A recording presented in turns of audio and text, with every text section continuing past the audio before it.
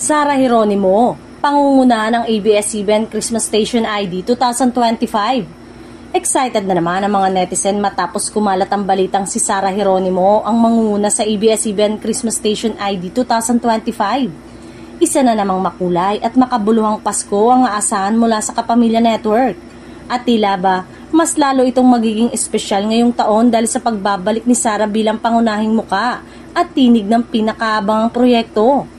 Ayon sa mga ulat at social media buzz, si Sara ay isa sa mga unang artistang nakitang sumabak sa recording para sa bagong awitin ng ABS-CBN. Maraming fans ang agad na nagpakita ng excitement sa social media, lalo na't matagal nang hinahangaan ang popstar royalty sa kanyang mga iconic performances sa mga nakaraang Christmas ID ng network tulad ng Star ng Pasko. Family is love, andito tayo para sa isa't isa. Hindi rin napigilan ng mga netizen ang magkomento. Kapag si Sara na ang bumirit, alam mong Pasko na talaga.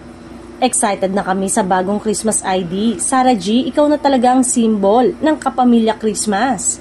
Bagamat wala pang inilalabas na official na teaser mula sa ABS-CBN, kumpirmadong nagsimula na ang taping at recording ng ilan sa Kapamilya stars para sa 2025 version ng Christmas Station ID.